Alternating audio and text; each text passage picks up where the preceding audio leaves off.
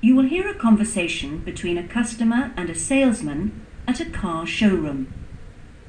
First, you have some time to look at questions 1 to 4.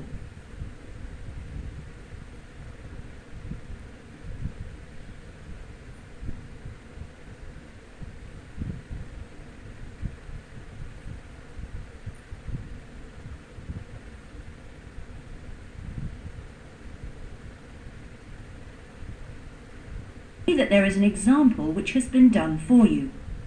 On this occasion only, the conversation relating to this will be played first. Good morning. Please take a seat. How can I help you? Well, I'm thinking of buying a new car and I'd like some advice. Sure, yes.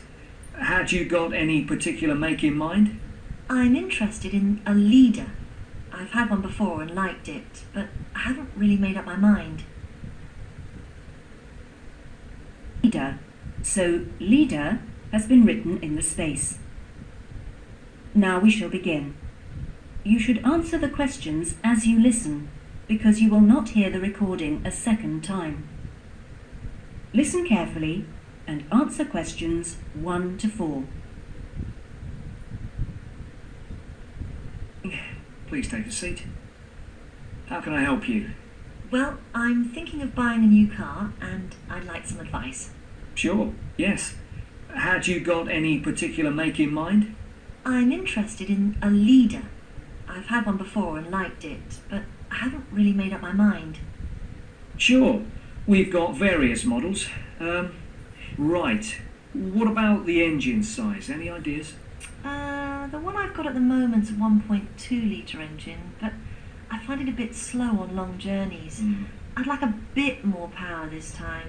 A 1.2? I don't think I need a 1.6 or anything. Right. Well, I think the model you're looking at is the Max. Here's a picture. Oh, yes. Have you got one in? Yes, I'll take you to have a look at it in a minute. I'll just get a few more details. Is there anything else to do with the engine? What kind of gear change do you want? I presume you want a manual. I'd want automatic. I've never driven a car with manual gears. Right. Well now, here's the colour chart for the Max. Have you given that any thought? This blue's very popular at the moment. Yes, it is nice. I like blue. What's it called? Royal? Yes. But actually, I think I prefer this lighter shade here. Sky. Yes, that's popular too. I think I'll go for that. You might have to wait a week or so for that colour, but I assume that'll be okay. Oh, yes, fine. Well, we can go outside and you can have a good look at one. And perhaps... It's fine. Well, we can go outside and you can have a good look at one. And perhaps take it out. But first, can I just ask you about finance? The cash price is going to be somewhere in the region of $7,500. How would you like to pay? Are you in a position to pay cash or would you need credit? I'd like credit, provided the terms are reasonable. Well, you can discuss that with my colleague in a moment. We have various arrangements. Would you be interested in us taking your present car as part exchange? Yes. Okay, fine. So I'll just need some details from you and then we can do a valuation. Is that okay? Fine, yes.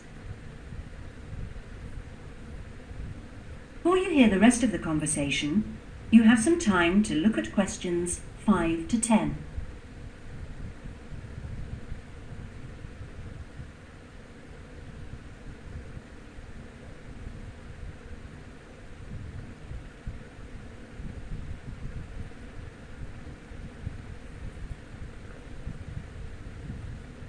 And answer questions 5 to 10. I have your full name. Wendy Harries. That's Harries. And is that Mrs.? Miss? Ms? It's Doctor, actually. Oh, right. And your address? 20 Green Banks. Is that green spelled as in the colour? Yes, that's right. Okay. Alton. Is that O-L-T-O-N? Not quite. It begins with an A, not an O. Oh, yes, that's in Hampshire, isn't it? That's right. And do you know your postcode? Yes, it's GU8 9EW. Do you have a daytime phone number? Well, I work at the hospital, but it's a bit difficult to get hold of me. Number just for messages, and then I'll get back to you when I can. Is that okay? That's fine. It's 0798 257 643. Fine. And about the car you have now, what make is it? It's a Conti. Do you know the year or the model name? I think it's 1996, and it's called a Lion, like the animal. Then it must be 1994 because they brought out the Fox after that. Oh, right, yes. Mileage, roughly?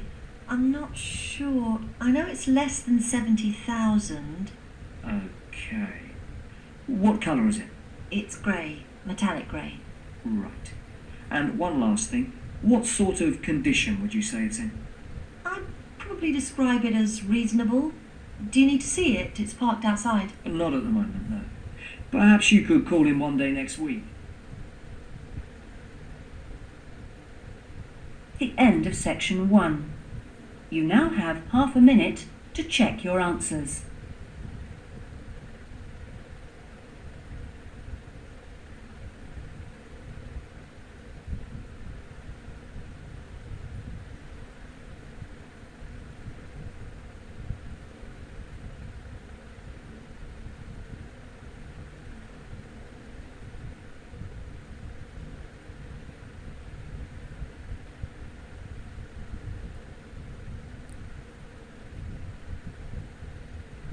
To section 2.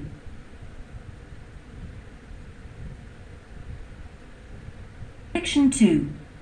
You will hear an admissions officer from a UK university talking to a group of postgraduate students in a university abroad about applying for a place at his university.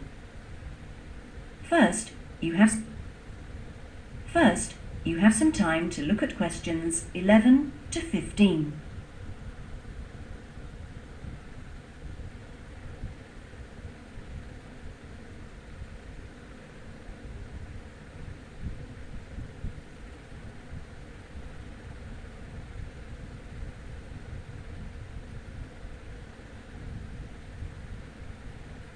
Carefully and answer questions 11 to 15.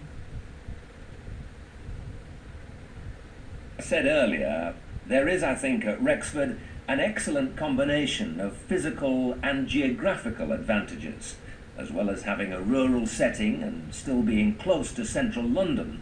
Something that will certainly be of interest to you is that Rexford is just 35 minutes from London Airport.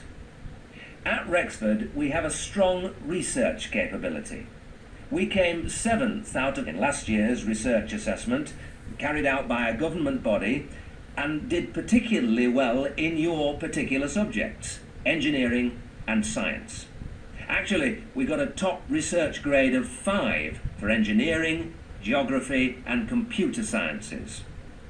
One further point, and I know from talking to you individually that a number of you may be looking for some experience in industry after the course, is that all our science and engineering research departments have unusually close relationships with industry in the area. Anyway, that's enough sales talk from me. I'll just take a sip of this coffee that's just arrived, thank you, and then I'll say something about what actually happens when you apply. Now, if you do decide to make an application, what you do is send it directly to me in my department. I will then immediately send confirmation and the application process begins. And I'd like to say at this point that you shouldn't worry if this process doesn't work all that quickly. I mean, occasionally there are postal problems, but most often the hold-up is caused by references. The people you give as referees, shall we say, take their time to reply. Anyway, it's absolutely normal for this process to take 3 to 4 months. What I do in this period is keep in touch with you and reassure you that things are moving along. One of the ways we've devised to help you decide about applying, as well as later when you've been accepted, hopefully, is to put you in contact with, if possible, a student from your own country who is at present studying with us. What you can do is phone them up, we will of course liaise between you, and discuss your concerns with them. That way you can get an objective opinion of what you can expect if you come to live and study at Rexford. Not only the academic atmosphere, but important details like what the leisure facilities are like, and whether the English weather and food are really as awful as everybody says. No. If you decide you can face it, the contact can also help you just before you face it. The contact can also help you just before you are from this country. At the moment, I think we've got 2 second-year students and 1 postgraduate from this country.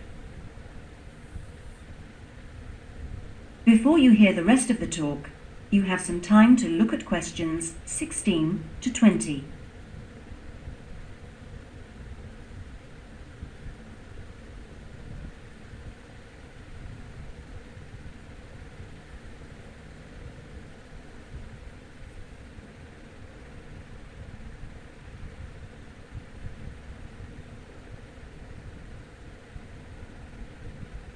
To move on to the other concerns you expressed earlier, at a UK university, and at a time when you will be separated from your normal surroundings, and learning is the norm, which takes most students a while to adjust to, and at a time when you will be separated from your normal surroundings, and in most cases, your family. This can be a difficult time.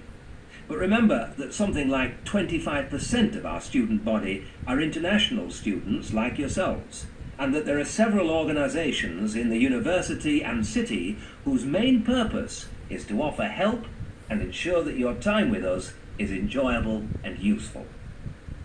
1 or 2 of you touched on the subject of accommodation earlier, so I'll just add a few points. It is the university's policy to give priority in the allocation of residence places to 3 categories, and those are visiting students, B categories, and those are visiting students, exchange students, and new postgraduate students. However, demand exceeds supply, so there is still a need to put your name down early for campus accommodation, particularly if your family is accompanying you. This means that the earlier you decide whether you want to study with us, and so get the procedure moving, the better it will be for everybody. Yes? What if you would prefer to live outside the university? If you're planning to live off campus, you've got to sort things out even earlier. As with everything in short supply, the good accommodation gets snapped up months before the beginning of term. In other words, if you're starting in October, you need to be thinking about it in June, or at the very latest July.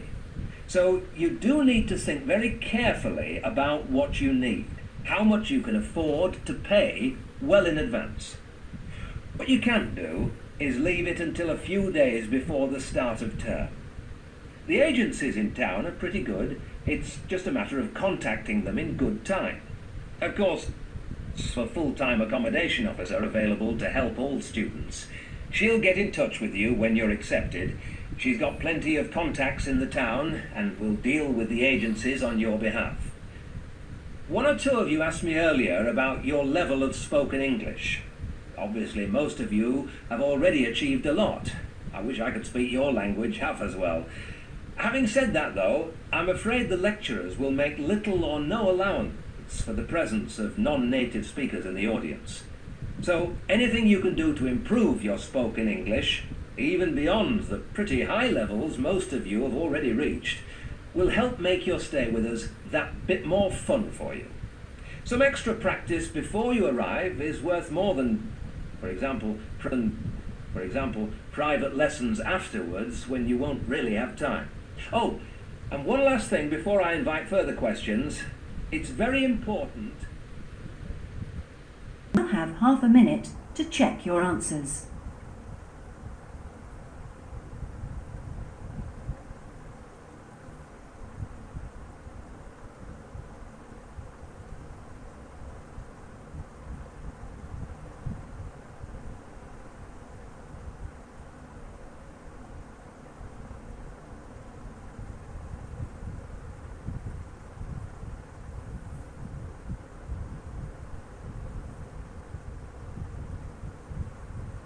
turn to section 3.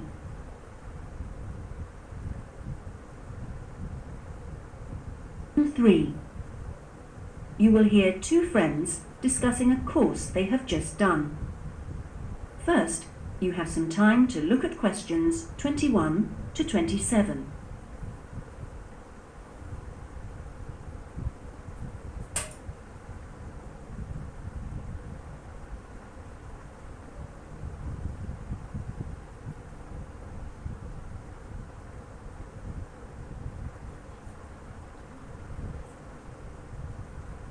Listen carefully and answer questions 21 to 27. Oh, Ben, I just remembered I never filled in that form for Nick. Did you do it? The course feedback form. Yes. If you want, we can do it together. I've got mine here. Is that okay? Yeah. Okay, let's have a look then. What do we have to do? Let's fill in the top first. Let's see. Education in business. I do know that, but what's the code? CB16 something. CB162, isn't it? That's it. Okay. And dates. When did we start? I remember my birthday's on May 4th, and it was the day after. It must have been May 5th. Gosh, doesn't seem that long ago, does it? No. And we finish at the end of this week on Friday, so that's July 15th. 16th. Oh. Monday was the 12th. Yeah. Right, that was the easy bit. Now let's have a look. Please give your comments on the following aspects of the course. Okay, what's the first one? Oh, course organisation. What do you think? Clear. It was, wasn't it? Yeah, I think the organisation was clear. Okay, anything else for course organisation? It was a good thing he gave us the course outline at the beginning in the first session. That was useful. So, beginning in the first session. That was useful. So, I'll put that down, shall I? Yeah. Now, going on to suggestions for improvement, one thing that wasn't so good, I think we could have done a bit more work at the beginning. I mean, at the beginning, it seemed dead easy. Yeah. I thought it was going to be really easy, and then all of a sudden in the second half of the course, we got a whole load of work. Yeah. Reading to do and essays and things. Yeah, it'd be better if it was more even. Okay, now, course delivery. Does that mean teaching? Yeah, I suppose so. Well, what I thought was really good on this course was the standard of teaching. Actually, I mean, some of the teachers were better than others, Yeah. but the standard generally was fine. Much better than other courses I've been on. Yeah, I agree. Let's put that then. Okay. What about suggestions for improvement? I didn't think it was all that wonderful when we had great long group discussion sessions. All that wonderful when we had great long group discussion sessions that went on for hours and hours. Right. I don't mean we shouldn't have group discussions, just that they shouldn't go on too long. Hear the rest of the discussion. You have some time to look at questions 28 to 30.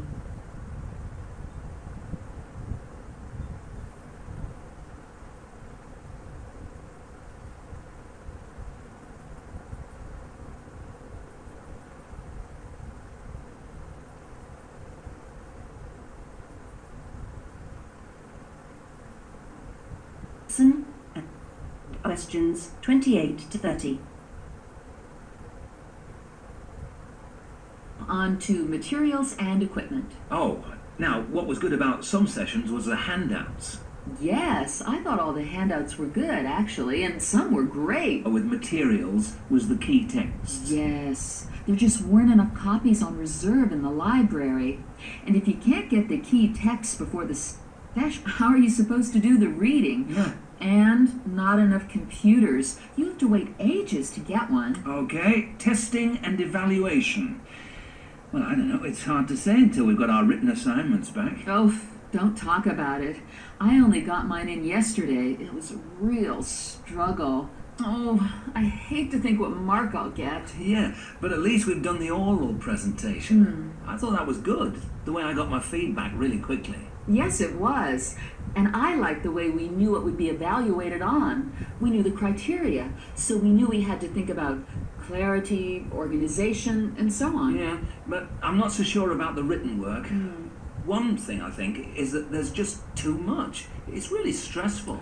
Oh, yes, I'd agree. And I don't see why they can't let us know the criteria they use for marking. The written assignments, but he told us. No, for the final exams. Oh. What are they looking for? What are the criteria? What makes a pass or a fail? Yeah, I never thought of that.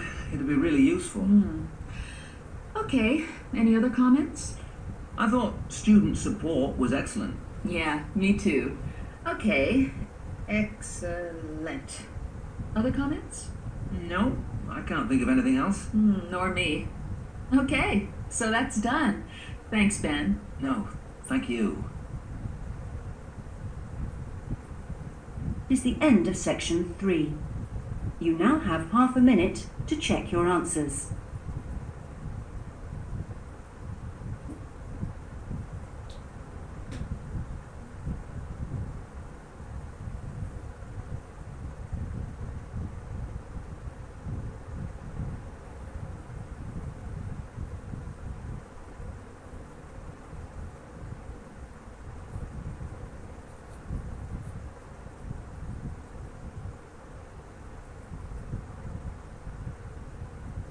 To section 4.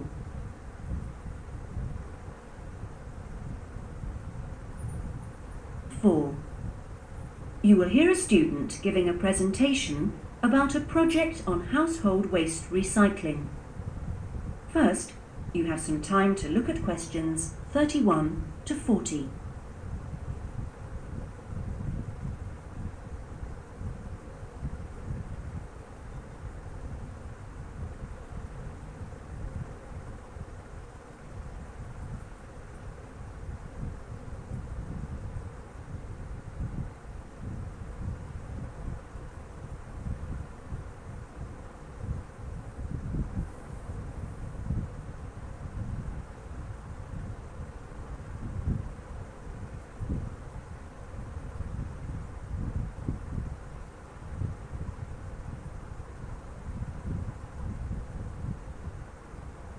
Listen carefully and answer questions 31 to 40.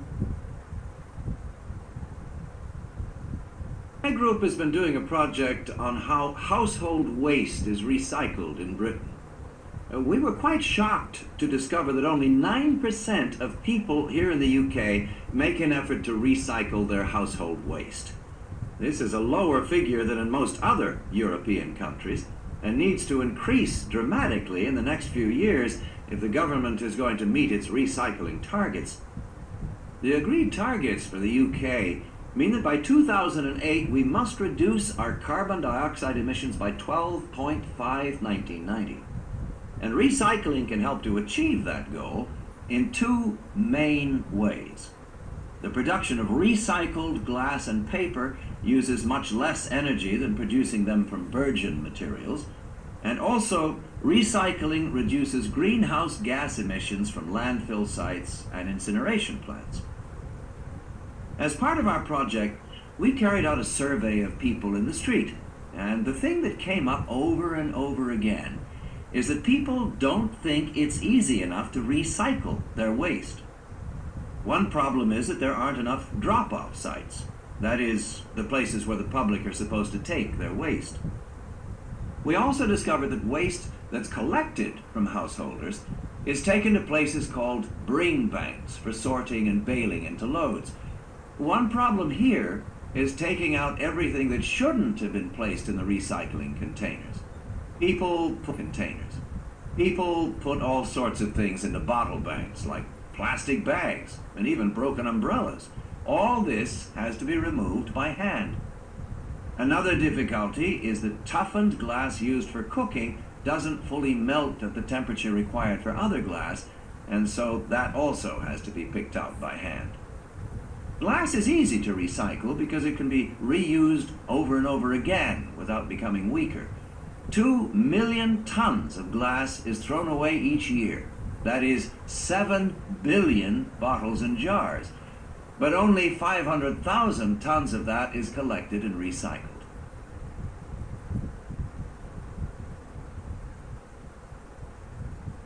Oddly enough, half the glass that's collected is green, and a lot of that is imported. So more green glass is recycled than the UK needs. As a result, new uses are being developed for recycled green glass. For example, in fiberglass manufacture and water filtration. A company called CLF Aggregates makes a product for roads, and 30% of the material is crushed glass. For recycling paper, Britain comes second in Europe with 40%, behind Germany's amazing 70%.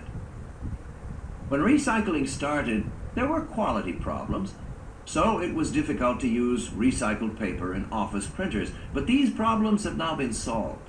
And Martin's, based in South London, produces a range of office stationery which is 100% recycled, costs the same as normal paper, and is of equally high quality. But this high quality comes at a cost in terms of the waste produced during the process.